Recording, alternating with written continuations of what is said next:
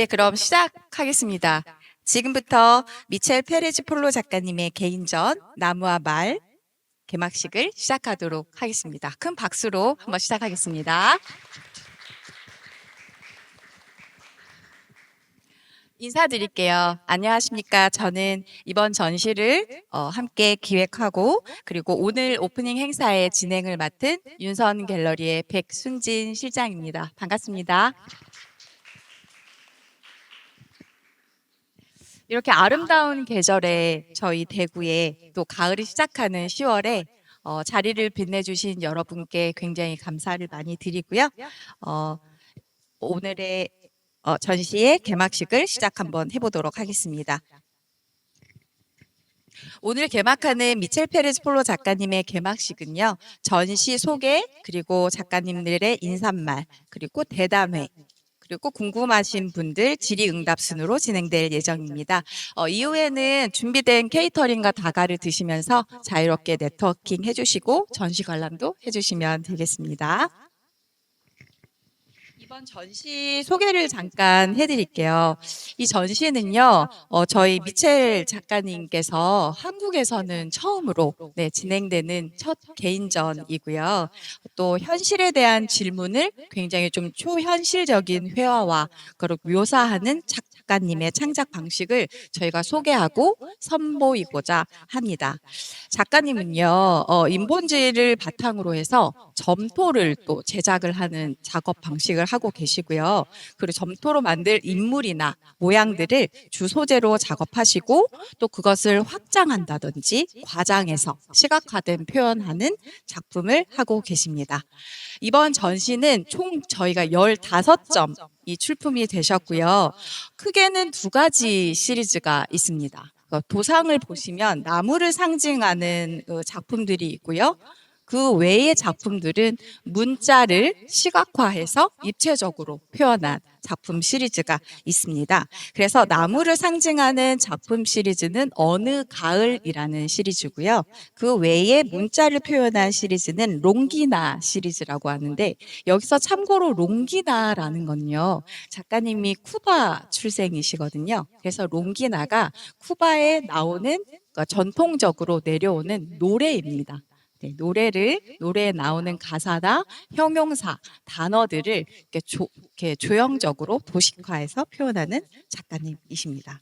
그래서 이 두 시리즈의 결합이 결국 자연과 언어, 또 기억과 해석을 종합해서 나무와 말이라는 전시 제목을 이끌어냈습니다.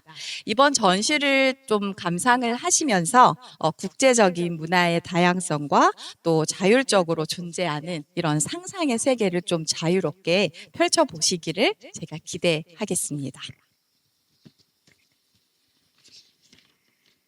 그러면 저희가 이제 참석해 주신 저희 오늘 내빈을 소개하겠습니다.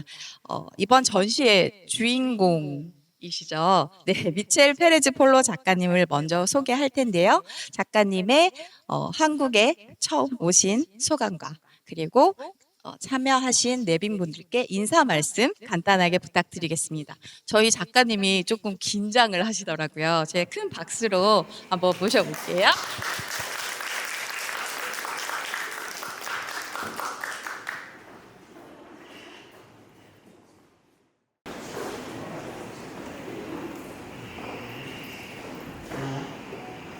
Nombre es Miguel Pérez Polo, soy artista cubano español, actualmente residiendo en Madrid desde los últimos 5 años.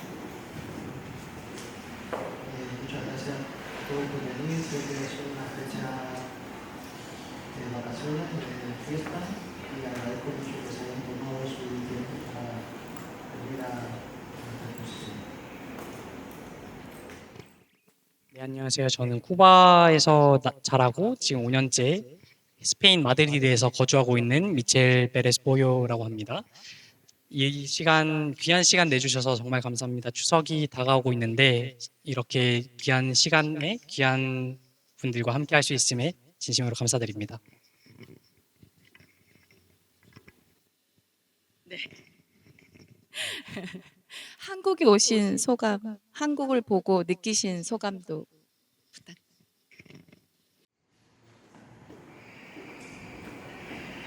Siento muy bien, coincide que he venido en otoño, el cual es obviamente especial, esta serie sobre los árboles. La comencé en el otoño de 2023 y Corea me recuerda, o sería como una mezcla para mí entre Cuba, mi lugar de origen, y Europa. O sea, me recuerda esa relación entre las dos cosas. 한국이라는 곳을 처음 방문하게 됐는데 너무 아름다운 나라라서 소중한 추억을 만들어 가는 것 같고요. 그리고 이 전시회를 10월에 할 수 있음에 더욱 영광이라고 생각을 합니다. 왜냐하면 제가 2023년 10월에 이 온 어느 가을이라는 시리즈를 이제 시작했는데 그러한 시리즈를 10월에 다시 전시를 할 수 있음에 영광이라고 생각하고요. 한국에 온 소감은 한국이라는 나라가 유럽과 그리고 쿠바를 섞어 놓은 느낌을 많이 받으신다고 하셨습니다. 그래가지고 한국이라는 또 새로운 현실, 새로운 나라를 알게 됨에 정말 기쁘다라고 하셨습니다. 감사합니다.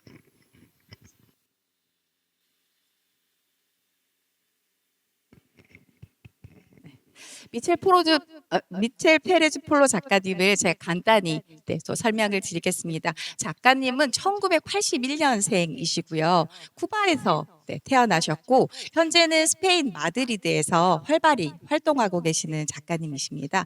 작가님은 홀긴 국립과학원을 졸업하셨고요. 2007년에 쿠바 고등과학원을 또 졸업하셨어요.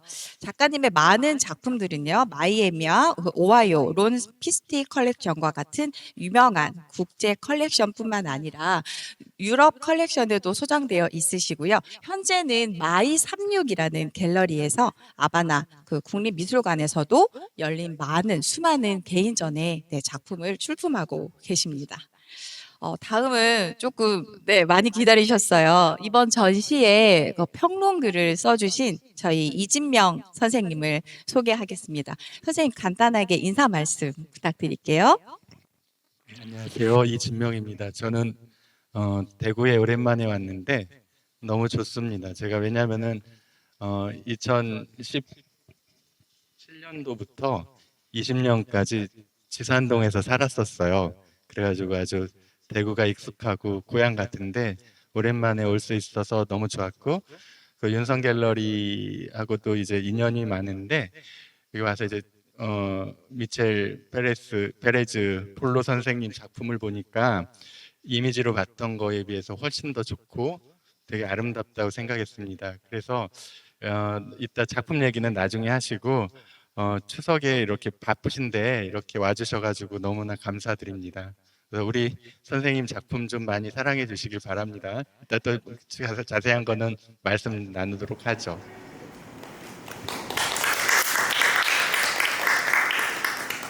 사실은 제가 준비된 시나리오 안에 저희 선생님을 소개하는 게 있는데 선생님이 부끄럽다고 하지 말라고 하셨어요. 하지만 너무 귀한 선생님이 좋은 글을 주셨기 때문에 선생님 부탁을 제가 거역하고 간단히 소개를 해드리겠습니다.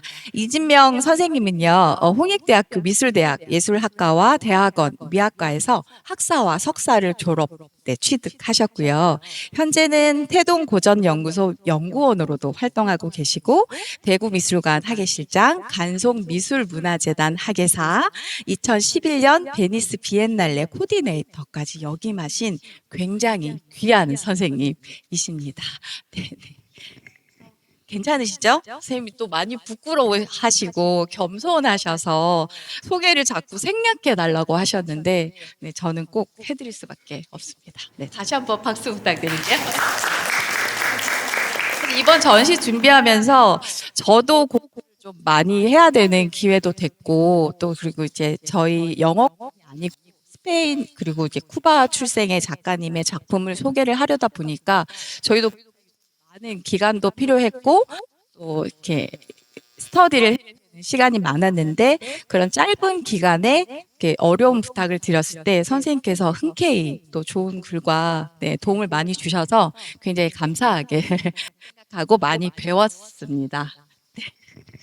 그럼 이제 저희 이번 대담회를 본격적으로 좀 시작해 보도록 하겠습니다. 가장 먼저 저희 미첼 작가님께 저희가 질문을 드릴게요.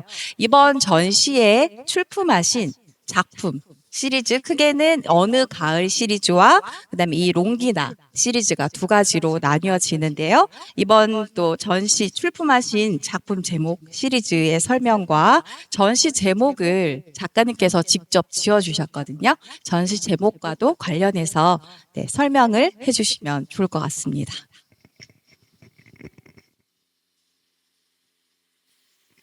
Al ser mi primera exposición personal en Corea, yo he querido mostrar dos series diferentes que muestran mi trabajo reciente de los últimos 3 años. Una es la serie sobre el otoño, que tiene que ver con el cambio de las estaciones, y la otra es la serie Longina, que tiene que ver con la letra de una canción tradicional cubana.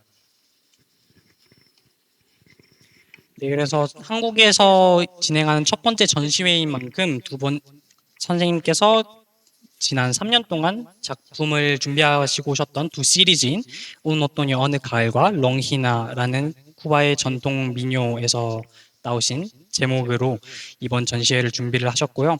운 오토니 어느 가을이라는 시리즈는 계절의 변화에 대한 작품들이 많이 담겨 있는 시리즈이고, 롱히나는 쿠바의 전통 민요인 롱히나의 가사들에서 많은 형용사와 텍스트들을 따오셔서 진행을 하신 작품이라고 이해를 하시면 될 것 같습니다.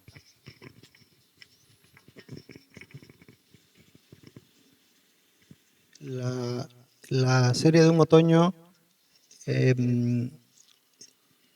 para mí que vengo de Cuba, que no hay cambio de estaciones, vivir el cambio de las estaciones en Europa fue un descubrimiento. Era algo que yo conocía en las películas o en los libros, pero vivirlo fue como entender ese cambio por primera vez. Entendí gran parte de la inspiración de poetas y de músicos y de pintores en algo tan simple como la llegada de la primavera, por ejemplo. Para mí todo eso fue algo nuevo, fue algo que descubrí hace recientemente poco tiempo. 그래서 예를 들면 어느 가을이라는 시리즈 같은 경우에는 제가 쿠바에서 자라고 쿠바에서 왔기 때문에 쿠바에는 두 가지의 계절밖에 없습니다. 그래서 이 계절의 변화라는 것에 깊은 감명을 받았고, 예를 들어서 가을 같은 경우에는 영화에서만 보던 개념적으로만 알고 있던 계절이었는데, 그러한 계절을 실제로 존재하는 그런 계절을 이제 살아가는 경험이 엄청난 감명으로 다가왔고, 그러한 경험을 통하여서 더욱더 많은 예술가들과 작품들을 이해할 수 있는 기회가 되었습니다. 그래서 예를 들자면 아주 단순한 봄이 다가오는 것만으로도 얼마나 많은 영감이 떠오르는지에 대한 그러한 경험을 하셨다고 하셨습니다. Para mí ver el cambio del verano al otoño y del otoño a invierno y primavera era como una metáfora de la vida y la muerte.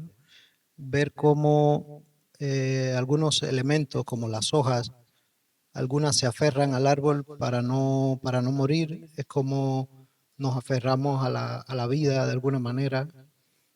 Y mi intención fue crear una nueva estación, una estación metafísica, una estación que no existe, pero que a la vez incluye todas las demás estaciones. 그래서 봄이 여름이 되고 여름이 가을이 되고 가을이 겨울이 되는 이러한 계절의 변화는 저희의 큰 감명으로 다가왔습니다. 이러한 계절의 변화들이 곧 저는 삶의 주기와도 참 닮아 있다라는 생각을 많이 받았는데요. 예를 들어서 나뭇잎이 자라기 시작하고 나뭇잎이 시들고 떨어지는 것처럼 인생도 어느 순간에는 지기 마련인데 그러한 인생의 주기를 형이상학적인 회화적으로 표현할 수 있는 작품이 이제 운 어떠니 어느 가을이라는 시리즈에 담겨 있는 내용입니다. En las obras de la serie de Longina, como explicaba anteriormente, yo tomo fragmentos de palabras de una canción tradicional cubana que escuchaban mis abuelos cuando yo era pequeño. Entonces yo intento convertir el lenguaje verbal, esas palabras que el autor utiliza para describir a una chica, yo intento convertir esas palabras en imágenes, en formas, en colores, y trato de cambiar del lenguaje oral al lenguaje visual. 두 번째 시리즈인 롱히나의 같은 경우에는 제가 어릴 적부터 듣고 자랐던 롱히나라는 쿠바 민요에 대한 내용인데요. 많은 할아버님들이 들으시면서 생활을 하셨기 때문에 저도 어릴 적부터 많은 영향을 받았습니다.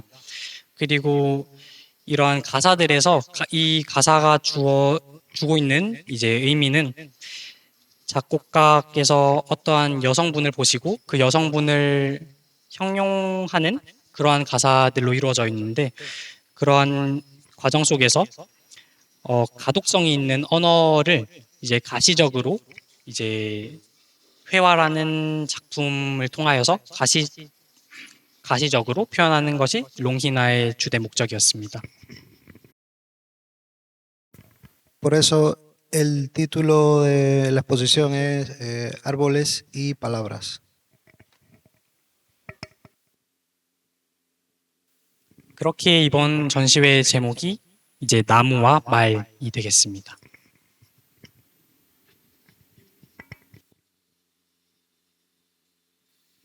네, 감사합니다. 제가 작가님이 이번 주 월요일에 대구에 오셨고요. 스페인어이다 보니까 이렇게 소통이 원활하지는 않았지만 이렇게 노력을 많이 해서 작가님과 이렇게 소통을 하면서 이제 작품 설명을 드렸는데 지금 계속 이렇게 중복적으로 나오는 게 이렇게 롱기나라는 쿠바의 전통 노래가 있어요.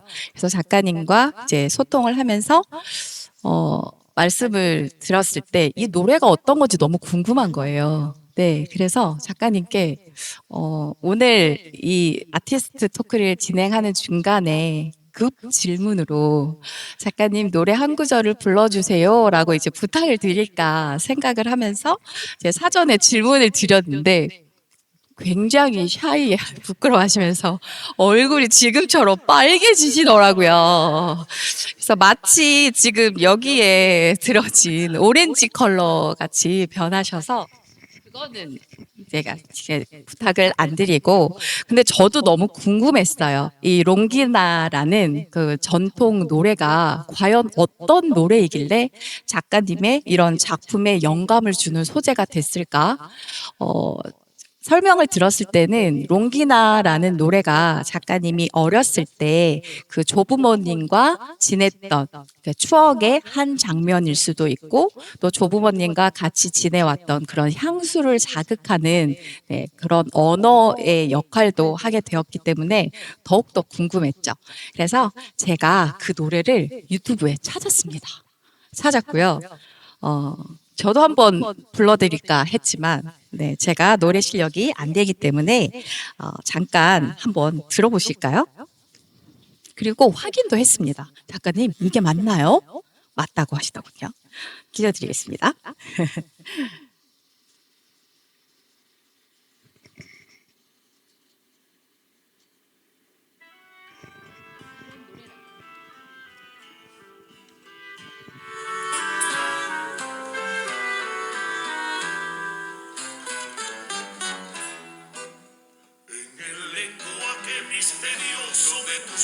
voz hay un tema que destaca sensibilidad. En la sensibilidad. 이런 음악이 있었기에 작가님이 이런 그 인상적 표명하거나 나오는 단어들이 작가님의 작품의 소재가 될 수 있었던 것 같고 뭔가 향수를 자극하는 단어이기 때문에 이렇게 아름다운 색의 조합이 되는 작품이 탄생하지 않았을까 저는 이제 이렇게 생각을 했고요. 작가님이 노래를 불러주시는 거는 어렵지만 저희가 이 가사를 다 이해하지 못하기 때문에 어떤 내용인지 잠깐 노래 가사를 설명해 주실 수 있을까요?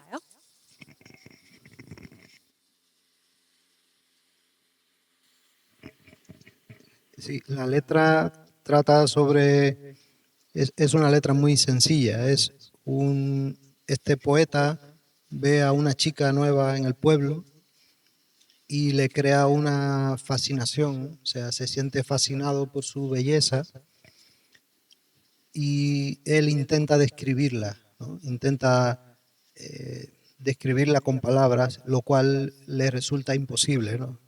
Básicamente toda la canción está llena de adjetivos con los que este poeta intenta exaltar la belleza de esta chica, ¿no?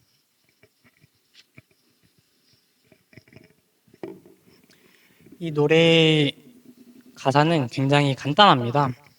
시인이라고 할 수도 있는 이 작곡가께서 어떠한 아리따운 여성을 마을에서 발견을 하고 그 아리따운 여성의 미모에 대해서 감탄하는 글들이 주로 이르는데요.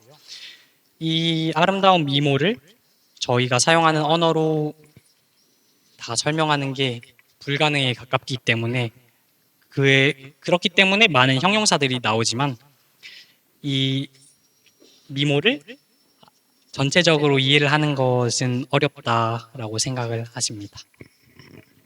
Es el tipo de canción que va más allá de la letra, porque la propia cadencia de la canción, el ritmo, te lleva a otra época, a otro tiempo, ¿no?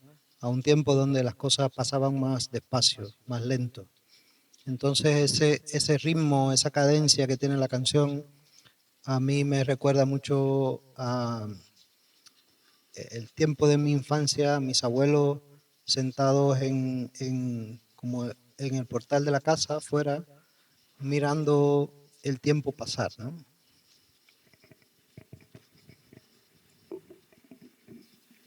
여러분께서 이 노래를 들으시면서 느끼셨겠지만 이 가사와 리듬을 들으면 저희를 다른 시대로 이제 초대를 하고 있는 가사들이고 노래입니다. 그래서 저도 이 가사를 들을 때, 이 가사를 읽으면서 노래를 들을 때 어린 시절이 많이 떠오르곤 하는데요.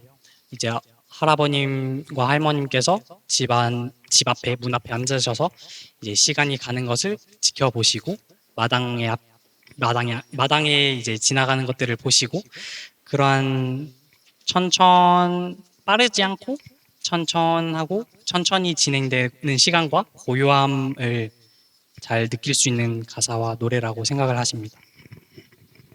Por eso mi intención al pintar esta canción, pintar estas palabras, mi intención principal es cómo preservar un recuerdo en una forma física, ¿no? Conservar un recuerdo en una forma física.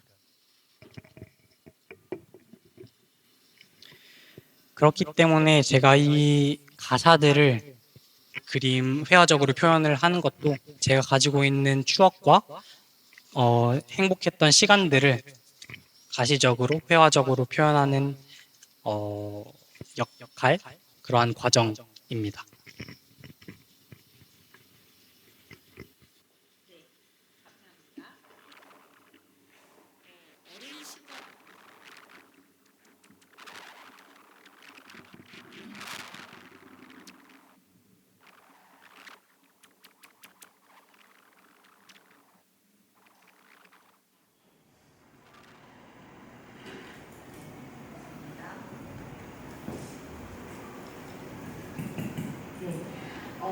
미첼 작가님의 어린 시절을 추억 회상하게 하는 용기나라는 가사와 상징하는 이런 형용사를 활용해서 시각적으로 재구현했다는 게 굉장히 신선하게 다가온 것 같습니다.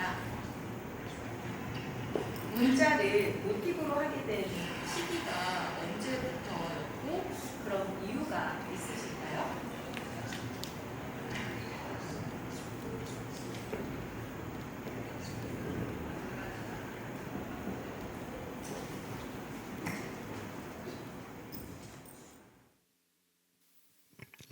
La relación que tiene con la realidad es más bien el recuerdo.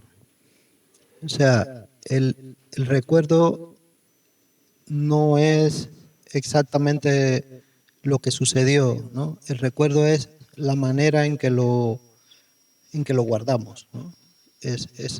Para mí es diferente y por eso no me interesa tanto recordar, o sea, saber cómo era ese tiempo, sino preservar la manera en que yo lo recuerdo, ¿no?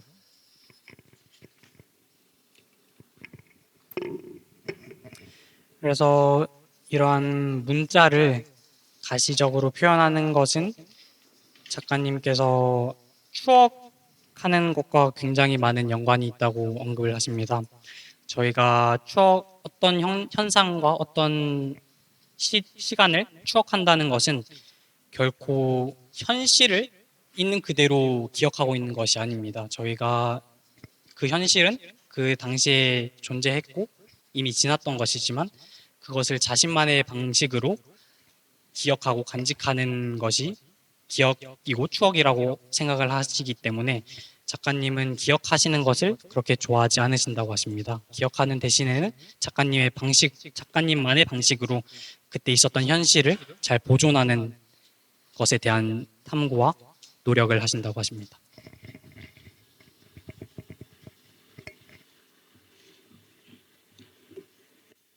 감사합니다. 작가님이 그 아이디어를 그러니까 뭐 직관적으로 뭔가 계획을 하시지 않고 떠오르는 감정이나 느껴지는 이미지가 직관적으로 보여지는 게 아니라 이런 감정들을 이미지화 시켜서 작업을 해 가시는 걸로 저는 이제 추측을 하고 작가님께 전달을 받았는데 또 작가님이 작업을 하실 때 재미있는 과정 중에 하나가 보통은 이렇게 스케치 때로는 에스키스 작업들을 하시는 작가님들이 있으시잖아요. 에스키스보다는 작가님은 그러니까 일반적으로 아이들이 가지고 노는 그 클레이, 점토를 가지고 이렇게 뭐 문자라던가 저러한 도상들을 그렇게 회화로 옮기시기 전에 에스키스 작업을 그리는 행위가 아니라 뭔가를 이렇게 입체적으로 만들어내는 점토 작업을 하고 계시거든요. 그래서 굉장히 미니멀한 사이즈로 해서 이렇게 구현을 하신 다음에 그 조형물을 또 가지고 조형물이 입체잖아요. 입체 작업인데 그것을 더 확장하고 과장해서 평면에 회화 작업으로 또 표현하는 굉장히 좀 다이나믹하면서도 다양한 창작 방식을 계속 활용을 하고 계신데 이 점토라는 소재 자체가 사실 어려운 소재는 아니에요. 네, 쉽게 이제 구할 수 있고 아이들도 쉽게 만질 수 있는 이런 소재인데 에스키스 작업을 점토 이런 그 작업으로 활용해서 하시는 게 또 연결고리가 있으실까요?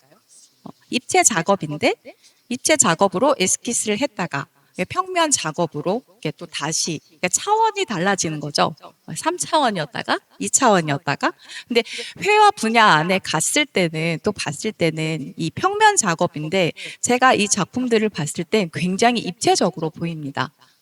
섀도우가 있기 때문에 그렇게 보일 수도 있지만 이 안에 또 다른 차원이 존재할 것만 같은 그런 느낌이 있기 때문에 이런 작업 과정을 하시는 이유가 있으신지 그리고 점토라는 소재를 또 선택하신 이유가 있으실까요?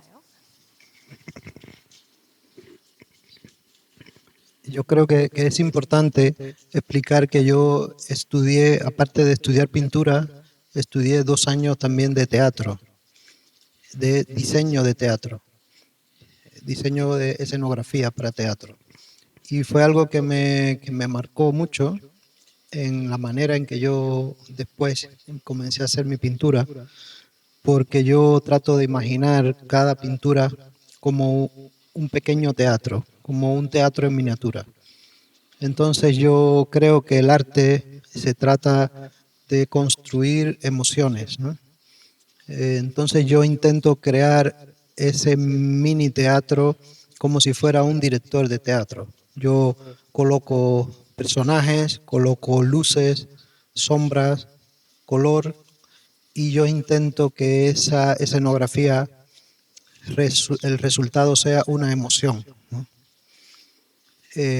Por eso es que hago primero maquetas, que es, juego a hacer un pequeño teatro, ¿no?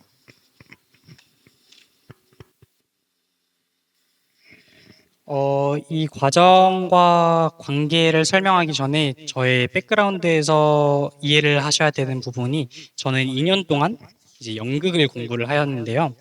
이런 연극을 공부를 하였기에 제가 회화적으로 작품을 만들어낼 때 각각 작품을 저는 하나의 무대라고 생각을 하고 작품을 만듭니다. 이 작품, 극장이나 무대에서 여러분들이 뭐 극장에 가보셨겠지만 그런 무대를 보시면 각 사람들이, 각 배우들이 적재적소에 배치가 되어 있고, 그림자가 어느 곳에는 조금 더 짙게 나타나 있고, 빛은 또 어떠한 각도에서 어떠한 방향으로 이제 내려지고 있는데, 그러한 하나하나의 요소들이 모여서 저는 하나의 감정을 만들어낸다고 생각을 합니다. 그러한 하나하나의 요소가, 그 요소 자체로는 그렇게 특별한 의미가 없었지만 그런 것들이 모여서 하나의 무대를 형성할 때 누군가에게는 웃음이 되고 누군가에는 눈물이 되는 그러한 감정을 일으켜내기 때문에, 제가 이 작품들을 만들 때도 먼저 소형 모듈로 예시를 만드는 이유가, 저는 제가 영화의 감독이라고 생각을 하고 무대를 꾸밀 때, 꾸민다라는 전제하에 이러한 소품들을 가지고 최대한 활용을 해서 작품을 만든다고 이해를 해주시면 감사하겠습니다.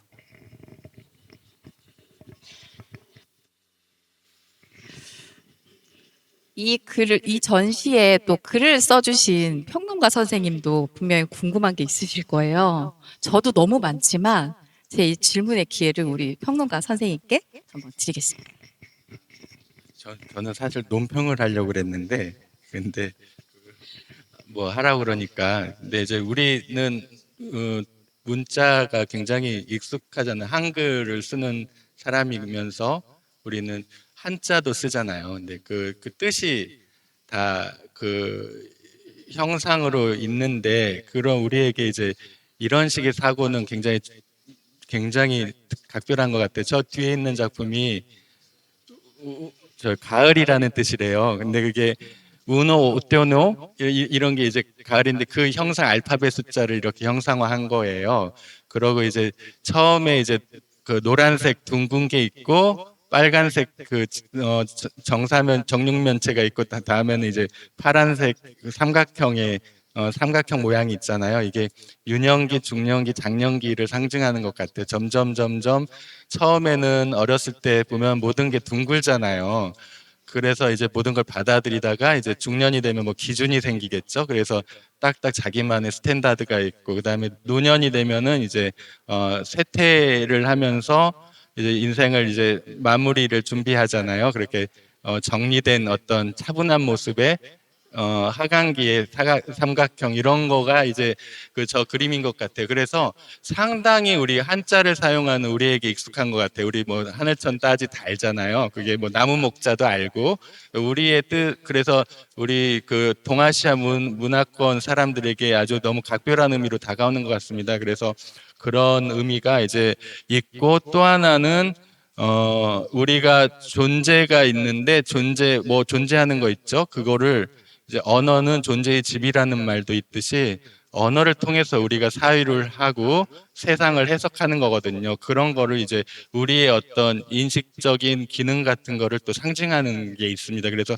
그림이 분석하고 곰곰이 따져볼수록 굉장히 재밌게 세계가 다가와요. 그래서 우리가 과일이 있으면은 이거를 먹고 즙을 먹어야 되잖아요. 삼켜야 되잖아요. 그렇듯이 그림도 소화를 시켜야 되는데 크리틱이 그리스 크리네인에서 나왔대요.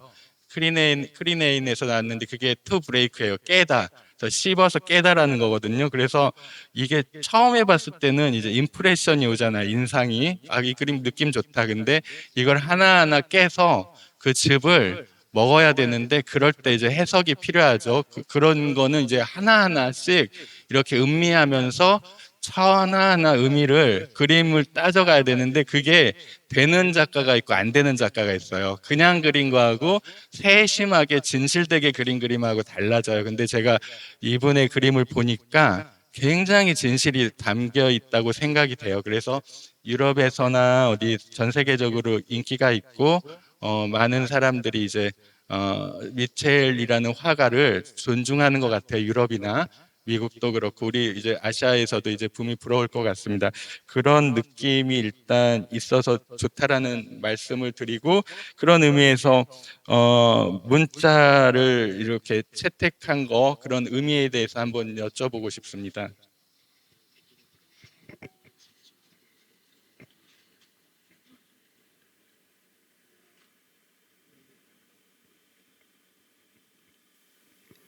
En realidad, el texto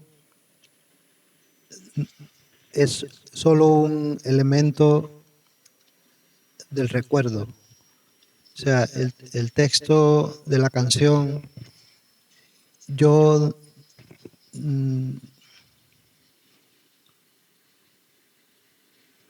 intenté convertir un lenguaje oral en un lenguaje visual. Intenté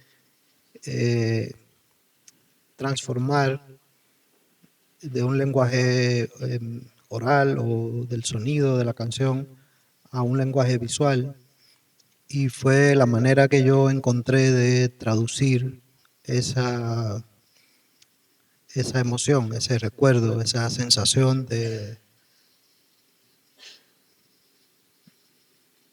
armonía, ¿no?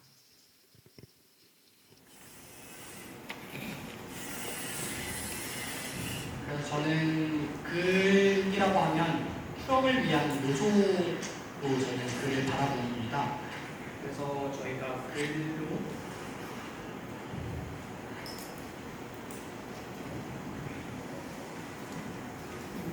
글이라는 요소를 통해서 저희가 이야기를 할 수 있고 각자의 생각을 표출하고 주고받을 수 있는데요.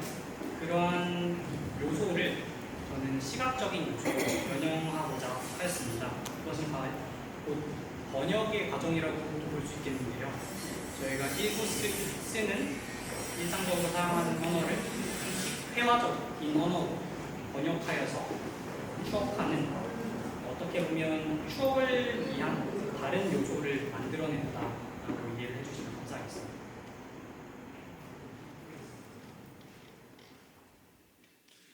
그러고 이제 또 한 가지 이제 그림에서 재밌는 게 약간 클레이 진흙으로 만들어 가지고 이제 그 뜻을 그러고 그 구성을 하는 이제 독특한 방식을 취하는데, 그렇다면 또 하나 이제 철학적 질문이 있는데, 이게 그 대상을 클레이라는 대상을 실제적으로 사실적으로 묘사한 거잖아요. 근데 이게 그 추상화인지 리얼리스틱 페인팅인지 그게 두 가지 요소를 다 갖고 있거든요. 그런 점도 굉장히 흥미로운 부분이고, 조금 그 만약에 그 어패를 찌르는 것 같은 그런 어떤 기발한 그 기상이라고 하죠. 컨사이트라고 그런 게 있다라는 인사이트가 대단한 것 같은 느낌을 받았습니다. 네.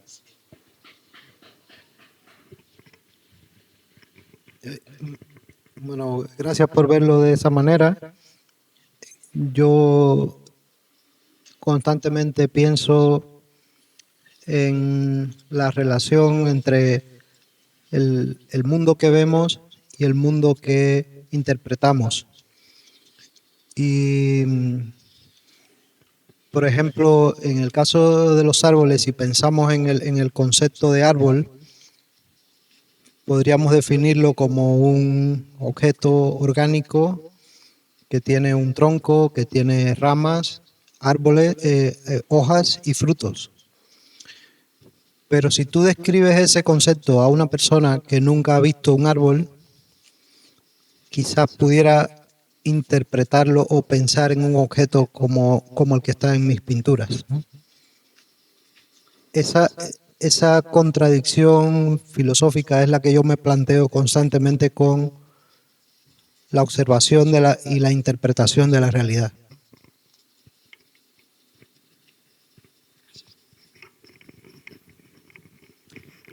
소중한 의견 나눠주셔서 정말 감사합니다. 제가 작품을 만들면서 항상 고민하고 또 그러한 고민들을 표현하려고 노력하는 것 중 하나가 우리가 살고 있는 실존하는 이 세상과 우리가 인식하는 우리의 인식과 실체 사이의 그런 간극, 그런 차이점에 질문을 많이 하곤 하는데요. 예를 들어서 여러분들이 많이 보실 수 있는 나무의 형상이 많이 있습니다. 이번 시리즈에서. 근데 그런 나무의 형상을 우리는 나무라는 개념을 알고 나무를 실제로 보고 수년 동안 봐왔기 때문에 나무라는 게 너무나도 당연한 모습으로 나무가 존재하지만 나무를 한 번도 보지 못한 나무를 처음으로 보는 사람에게 나무는 줄기와 뿌리와 줄기와 많은 가지들과 그쪽에는 또 잎이 맺혀 있고 그러한 설명을 해 주었을 때 나무를 개념적으로는 알지만 한 번도 나무를 보지 못한 알지 못한 사람들에게 그러한 설명만으로 나무를 그려보라고 요구를 했을 때는 저의 그림과 같은 나무가 나오지 않을까라는 생각이 듭니다. 그래서 저희가 항상 너무나도 당연하다고 느껴왔던 것을 새로운 시각으로 바라보는 그런 관찰을 중요시 여깁니다.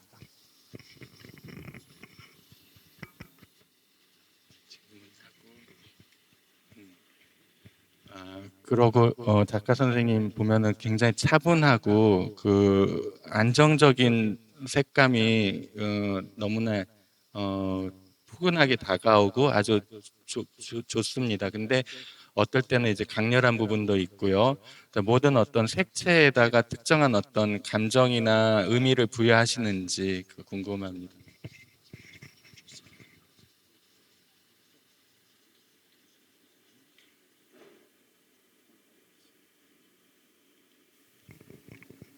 Mi manera de utilizar el color es muy intuitiva. Yo, en el caso, por ejemplo, de las pinturas que tienen que ver con la letra de la canción, yo trataba de recrear los colores de mi infancia, de mi pueblo, del mar, de la arena, de las calles de tierra. Y esos colores yo intentaba que estuvieran dentro de la imagen también. Muchas veces utilizo contrastes fuertes en cuanto a color porque en Cuba estuve siempre rodeado de colores muy fuertes, de colores intensos. A veces me podía pasar todo un día tratando de lograr un color específico. Por ejemplo, un rojo neutro, y al final, por la tarde, lograba conseguir el color, y cuando salía de mi estudio, resulta que era el color de un edificio que estaba frente a mi estudio, y yo no lo recordaba. O sea, fue algo que vi anteriormente y después intenté conseguirlo, pero era ya algo que había visto, era un recuerdo que tenía.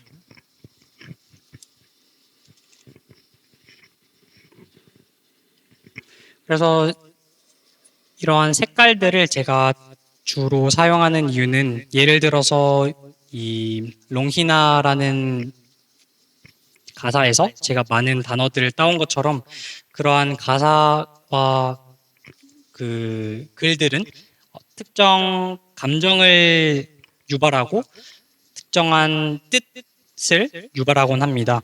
그래서 제가 하고 싶은 것도 이러한 색깔을 많이 사용을 함으로써 저의 유년 시절, 제가 쿠바에서 지낼 때 봐왔던 길들의 색깔이라든지 바다의 색깔이라든지 모래의 색깔을 표현하기 위한 노력을 많이 하였습니다.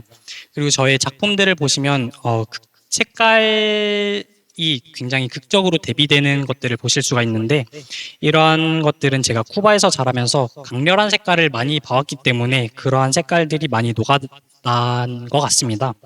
예를 들어서 저는 쿠바에서 작업실에서 특정한 색깔을 만들기 위해서 굉장히 많은 시도를 하였는데, 예를 들자면 중립적인 빨간색을 만들기 위하여서 하루 종일 그 색깔들을 섞어가면서 결국 원하는 색깔을 만들어서 그 작업실을 나가는 도중에 제가 항상 지나쳐왔던 건물을 발견했습니다. 근데 그 제가 만들고자 노력하였던 색깔이 이미 존재하는 색깔이었고, 그 색깔은 저의 기억 속에 있는 색깔이었기 때문에 이러한 색깔들을 통하여서 제가 표현하고자 하는 메시지를 전달하려고 노력하는 것 같습니다.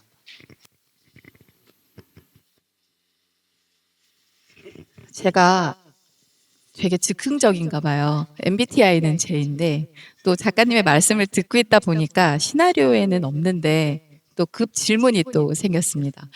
작가님이 또 색도 그 자연에서 느끼는 감정이나 봤던 기억 속에 있는 그런 향수를 자극하는 뭐 바다라든지 모래, 그런 상징하는 색을 사용하신다고 했는데, 그럼 작가님이 가장 좋아하시는 색상과 가장 좋아하시지 않는 컬러가 궁금해졌습니다.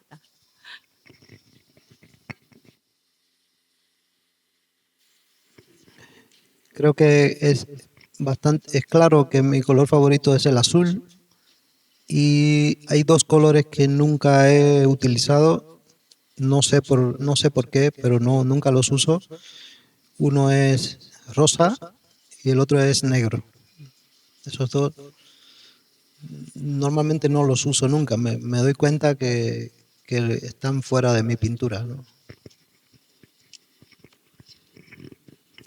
여러분들이 이미 알아채셨겠지만 제가 가장 좋아하는 색깔은 파란색입니다.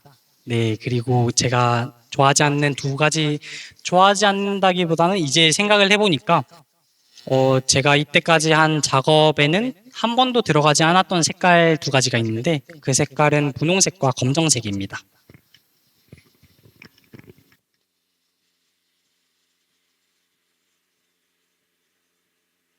Mis hijas siempre quieren que pinte rosa, pero no puedo. 저희 딸이 항상 분홍색을 사용하길 원하지만 저는 별로 원하지 않는 것 같습니다. 감사합니다. 그리고 저희 이번에 또 전시 준비할 때 전시 제목도 작가님께서 이게 창작을 해주시기도 했지만 주신 작가 노트는 전시장 저희가 중간에 이렇게 레터링으로 배치를 해드렸는데요. 또 특별한 점 중에 하나가 작가님이 시를 창작해 주셨습니다. 네, 작가님이 창작해 주신 시가 지금 이쪽에 저희가 레터링으로 작가님하고 이야기를 나누다 보니까 굉장히 함축적이고 간단한 시지만 여기 안에 내포하고 있는 의미는 감동까지 느껴지는 의미가 있더라고요. 그래서 작가님께 이 시에 대한 내용의 소개와 또 담고 있는 의미를 한번 들어보도록 하겠습니다.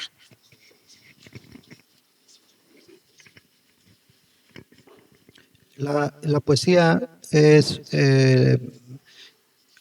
el resultado de una historia real que me sucedió con un amigo que es una persona mayor que vivía en la montaña y nunca había visto el mar, y la primera vez que vio el mar él pensó que era un río muy grande, un río enorme, y entonces para mí fue muy curioso porque normalmente no vemos la realidad tal cual es, sino la vemos con lo que ya tenemos dentro, con lo que ya conocemos.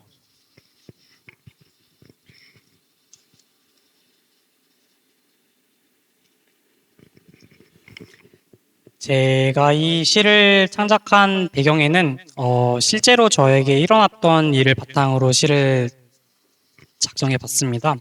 제가 쿠바에 있을 때 친구와 같이 내륙 지방에 사는 항상 산 속에서만 살았던 친구에게 바다를 보여주러 갔던 날이 있습니다. 그런데 그 친구는 개념으로는 그 바다라는 것이 존재한다는 것은 알았지만 그 바다를 실제로 본 적은 한 번도 없었기에 그 바다를 보자마자 이것은 내가 본 강 중에 가장 큰 강이야 라는 말을 했습니다. 이러한 경험을 통해서 작가님은 우리가 현실을 받아들일 때 현실을 그대로 있는 그대로 받아들이는 것이 아닌 우리가 표현할 수 있는 만큼 우리가 아는 만큼 우리 속에 들어있는 것을 바탕으로 현실을 받아들이는구나 라는 생각을 하게 되어서 굉장히 인상적인 경험이었다고 말씀하셨습니다.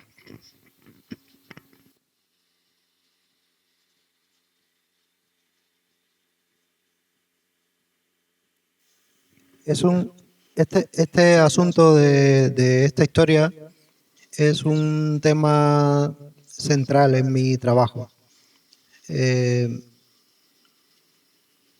Es la diferencia entre cómo vemos el mundo, cómo lo recordamos y cómo creamos nuestra propia realidad. 그래서 이 개념은 저의 작품 세계에 있어서 본질적인 개념이라고 이해를 해주시면 되겠습니다.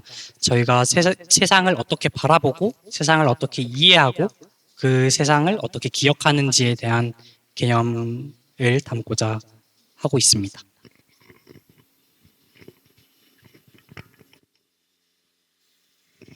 다음으로는 이번 전시의 평론글을 써주신 이진명 선생님께 질문을 드리겠습니다.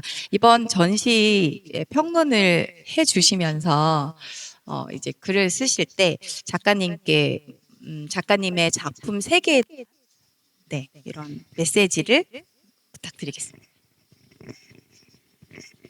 네. 제가 이 시를 제가 글 쓸 때 요거 시를 보내줬으면 좀 방향이 바뀌었을 것 같아요. 그래서 보면은 이게 뭐냐면 굉장히 감동적인데 일본의 하이쿠라고 있잖아요. 다 아시잖아요. 13세기 마치오 바쇼가 호로이케야, 가이루, 노비야, 미즈노 오토 이렇게 해요. 오래된 연못에 개구리 한 마리, 물속에 풍덩 이런 시가 있어요. 근데 그게 어마무시하게 유명한 시거든요. 근데 간단하잖아요. 오래된 개구리가 풍덩 할 때는 그 존재가 모든 순간에 잊히잖아요. 그러면서 이제 그 총체적 감수성으로 세계와 하나가 된다는 얘기거든요. 그 개구리가 아무 생각도 없고 그냥 그 완전한 존재가 되는 거예요. 그게 이제 선불교에서 얘기하는 얘기인데 그거랑 너무 닮았어요. 처음 본 바다 친구가 말했다. 끝없는 강. 무지하게 감동적인 건데 내가 그랬으면 좀 동양적으로 쓸 것을 너무 서구적으로 썼다 이런 생각이 들어요. 근데 제 전공은 서구 철학이 아니라 동양 철학이라서 이런 걸 좋아하거든요. 그래서 아무튼 시인이구나. 그러고 이제 우리 한국에 이런 말이 있어요. 문여기인이라는 말이 있고 화여기인이라는 말이 있거든요. 글 쓴 사람은 그 사람과 같다. 그림을 그린 사람은 그 그림은 그 그림을 그린 사람과 같다.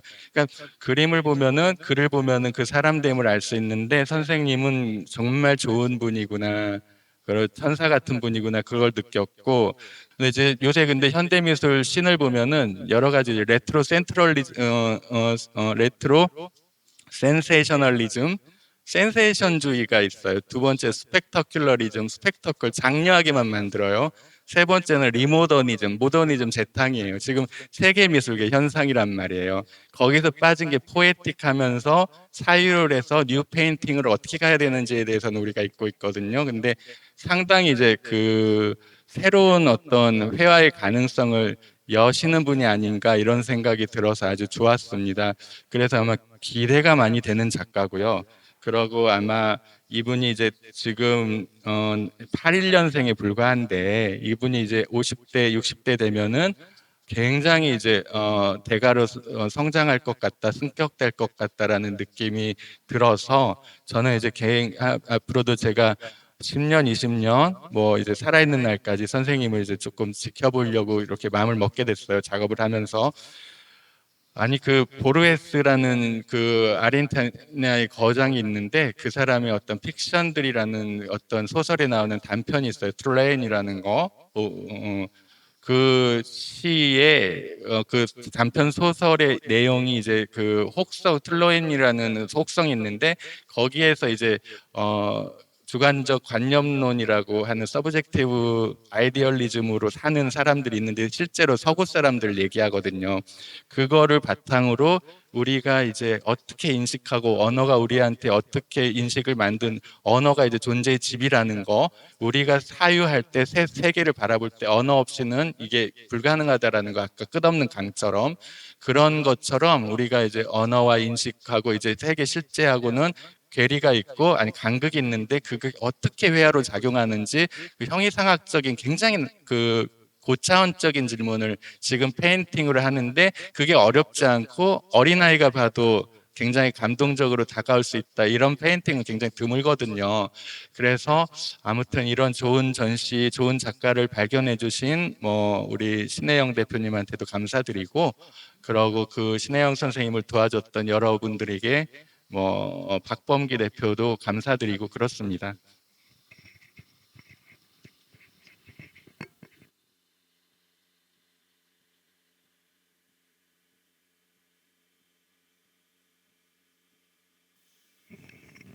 네, 감사합니다.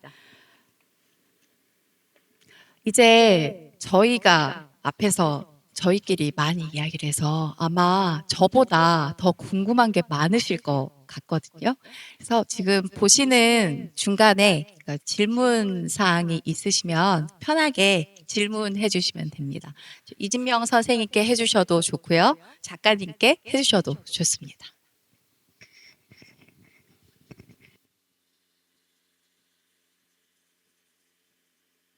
보통 질문을 하라고 하면 다들 안 하십니다. 그렇죠? 제가 또 먼저 물꼬를 터서 네, 질문을 한번 해보겠습니다. 저는 어려운 질문 하지 않겠습니다. 편한 질문을 할게요. 이번에 오실 때 가족하고 같이 오셨어요. 작품에서도 느껴지시겠지만 참 so sweet 하신 네, 작가님이신 것 같아요. 두 따님과 같이 오셨는데요.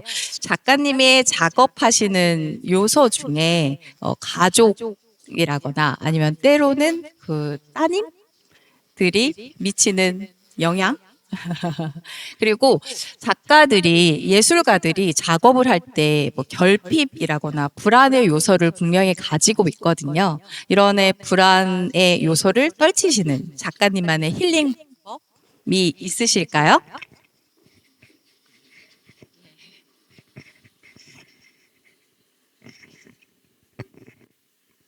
Para, para empezar quizás con la última pregunta, yo cuando casi todos mis conflictos, mis problemas los resuelvo pintando en el estudio, ¿no? Como un refugio. Se los recomiendo a todos que, pues, que pinten, porque es una terapia y es una manera muy buena de lidiar con la realidad, ¿no? Con el día a día. Y con respecto a la pregunta de mis hijas, yo siempre pensé en la pintura como crear una pintura era como educar un hijo, ¿no? Porque uno va agregándole capas y capas de pintura y uno espera que cuando uno ya no esté, la pintura sea lo suficientemente madura como para hablar por sí misma, ¿no? Y entonces, para mí, ser padre ha sido también una metáfora de crear pinturas, ¿no? Le explico sobre las capas también. Sí, puede ser, sí, sí. 먼저 두 번째 질문부터 답을 하겠습니다. 제가 제 삶에서 분쟁이 있거나 문제가 있을 때는 항상 그림으로 해결을 하는데요. 그림을 그리면 저만의 일종의 테라피라고 할 수 있겠습니다. 현실에서 어느 정도 거리를 두고 저만의 세상에서 치유, 자가 치유를 하는 굉장히 좋은 방법이라서 여러분에게도 추천을 드리고 싶습니다. 그리고 첫 번째 질문에 대해서는 저는 두 명의 딸이 있습니다. 저는 그림을 그린다는 것은 아이를 양육하는 거와 같다라고 생각을 합니다. 성숙한 그림이 있을 때 그 작가, 화가가 그 자리에 있지 않아도 그림만을 보고도 모든 게 이해가 될 정도로 성숙한 그림을 추구하고 있는데요. 그러한 점에서 제가 아이를 양육하는 것과 굉장히 비슷한 모습을 볼 수 있다라고 할 수 있겠습니다. 그리고 제가 그림을 그리면서 많은 분들에게 듣는 질문 중 하나가 어떤 부분은 왜 아무것도 그린 것이 없이 빈 공간으로 놔두느냐라는 질문을 많이 받습니다. 그러한 이유는 제가 답변한 것처럼 그림과 제가 함께 있지 않을 때도 여러분들이 이 그림을 이해를 하셨으면 좋겠다라는 생각에서 이쪽에 보시는 이쪽에도 그렇고 저쪽에도 그렇고 모든 그림에서 마지막 부분에 이쪽에 있는 벽면에 비치되어 있는 그림에서는 밑에 쪽에는 아래쪽에는 이제 아무것도 그려지지 않은 그냥 빈 캔버스를 보실 수 있습니다. 그러한 이게 이제 첫 번째 도면이라고 생각을 하실 수 있겠고 그 다음에 제가 그림을 그리기 전에 먼저 스케치를 하는 과정에서 이 간격들을 이제 그림으로 표시를 해놓는데 그 간격이 두 번째 스텝으로 이해를 하시면 될 것 같습니다. 그 다음 물감이 떨어지는 것도 여러분들이 보실 수 있으실 것 같은데요. 그게 어떠한 도형들이나 어떠한 물체가 이곳에 있을 것이라고 이제 대략적으로 그림을 그려놓는 과정 속에서 발생한 과정이라고 생각을 하시면 될 것 같습니다.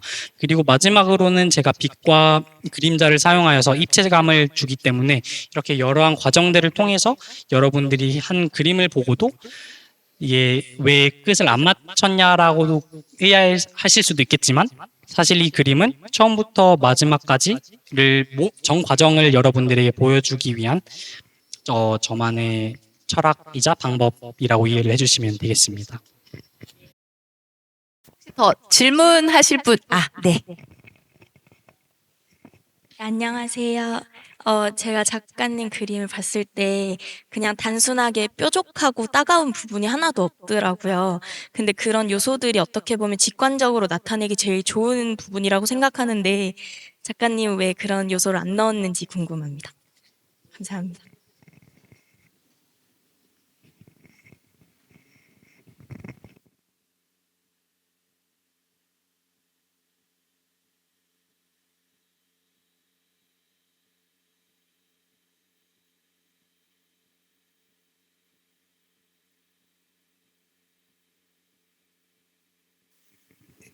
Bueno, quizás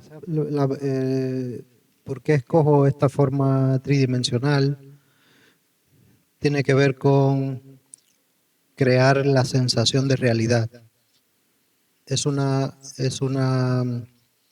contradicción o una ambigüedad, porque es al mismo tiempo abstracto y al mismo tiempo real.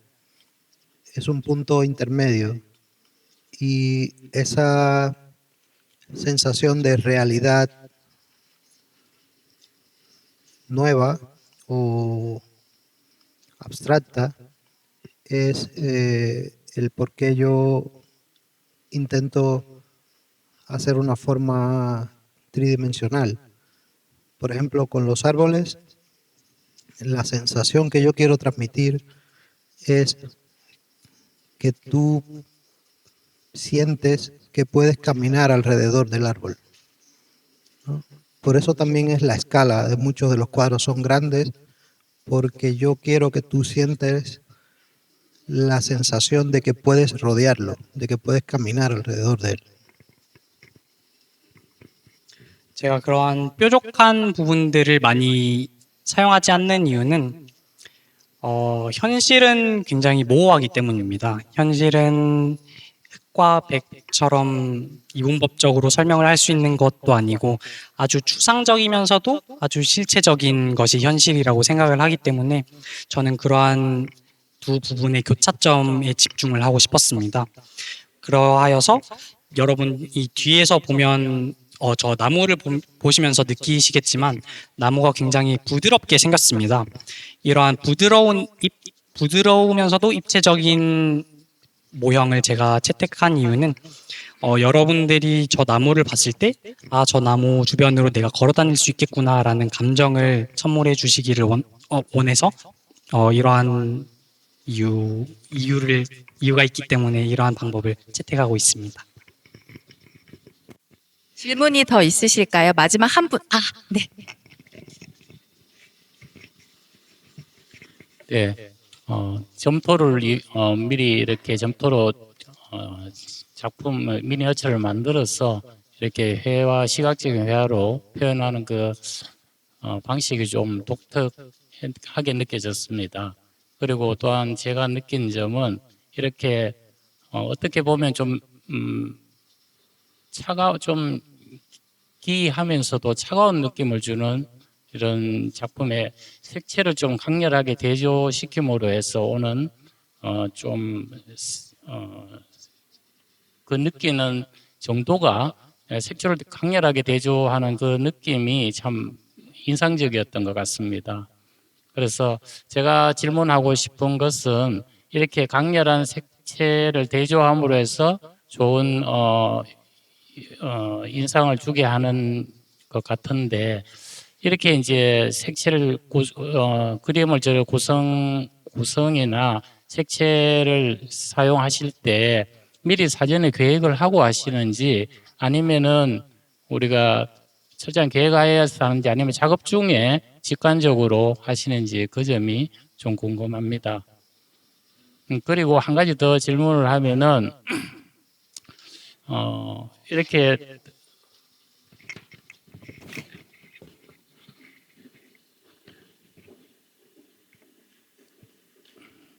이렇게 사진 저렇게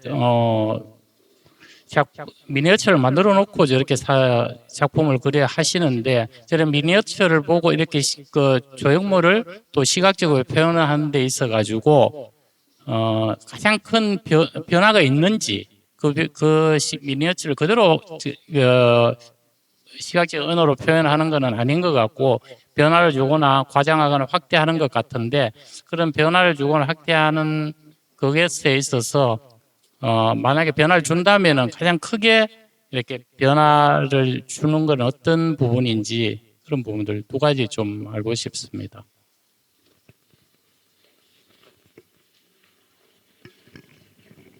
La primera pregunta es, yo tengo una idea previa de la gama que voy a utilizar, de la relación de colores, pero no lo tengo completamente planificado.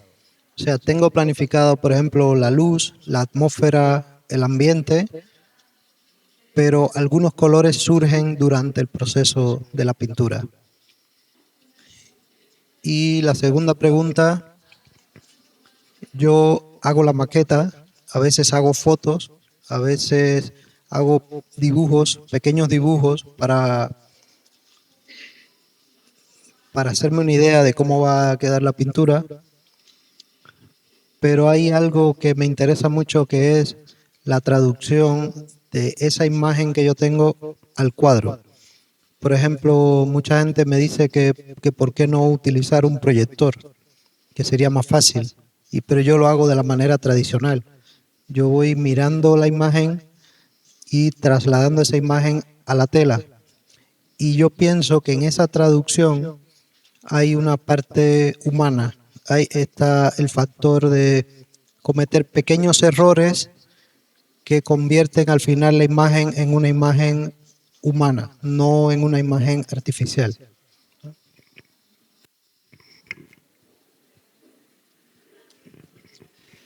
그래서 먼저 색감에 대해서 답변을 드리자면 저는 어느 정도의 대략적인 색감의 계획은 있지만 그림을 그릴 때 100% 모든 색깔을 정해놓고 그리진 않습니다. 뭐 빛이라든지 그림이 주는 분위기라는 것은 생각을 해놓고 그림을 그리지만 나머지는 과정 속에서 느끼는 감정들에 따라서 제가 많이 바뀌곤 합니다. 그리고 두 번째 질문에 대해서 답변을 드리자면 저는 이렇게 미니 모델을 만들기도 하고 점토를 만들기도 하고 그것들을 또 사진으로 남기기도 합니다. 그런 과정은 이렇게 3차원적인 형상을 2차원적인 것으로 저는 번역을 한다고 말을 드리고 싶습니다. 그래서 어떤 분들은 이렇게 말씀을 하십니다. 그림으로 바꾸는 대신 왜 프로젝터를 사용하여서 디지털적으로 표현을 하지 않느냐라고 말씀을 하시는데 저는 이러한 3차원적인 것을 2차원적으로 바꿀 때 어느 정도의 실수를 해가면서 그런 과정들이 인간적인 과정이라고 생각을 합니다. 그래서 그러한 실수와 인간적인 모습들이 모여서 저의 작품이 되는 거기 때문에 저는 이러한 방식을 채택하고 있습니다. 질문은 여기까지 받고요. 이제 마무리를 좀 해보려고 합니다. 작가님과 이주명 선생님 오늘 이제 참여하신 마무리하는 마지막 인사를 한 번씩 해주시면 될 것 같습니다.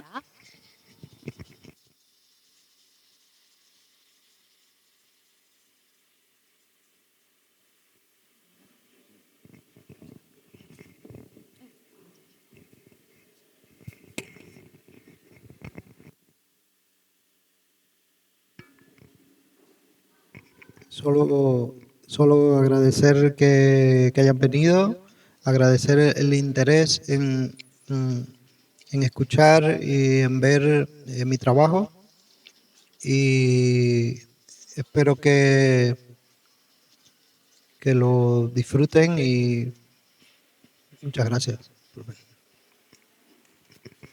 마지막으로는 이 자리에 참여해주신 모든 분들께 감사의 말씀을 전하고 싶습니다. 이렇게 저에게 관심을 가져주시고 저의 작품을 감상하러 와주시고 저의 말을 또 들어주시는 것에 진심으로 감사를 하고 이제 앞으로 진행될 과정 속에서 여러분들이 저의 작품들을 진심으로 또 즐겨주셨으면 좋겠습니다. 감사합니다.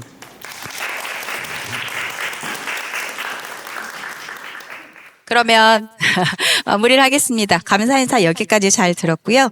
오늘 오프닝 행사는 여기까지 마무리하도록 하겠습니다. 기나긴 추석 명절 연휴를 앞두고 귀한 시간 와주셔서 굉장히 감사드리고요. 이후에는 저희 준비된 다과 드시면서 자유롭게 네트워킹 해주시면 되는데 한 가지 좀 협조 부탁드릴 내용은 이제 음식을 전시관 안에서만 드셔야 되는 상황이라 편하게 즐겨주시면 되겠습니다. 감사합니다.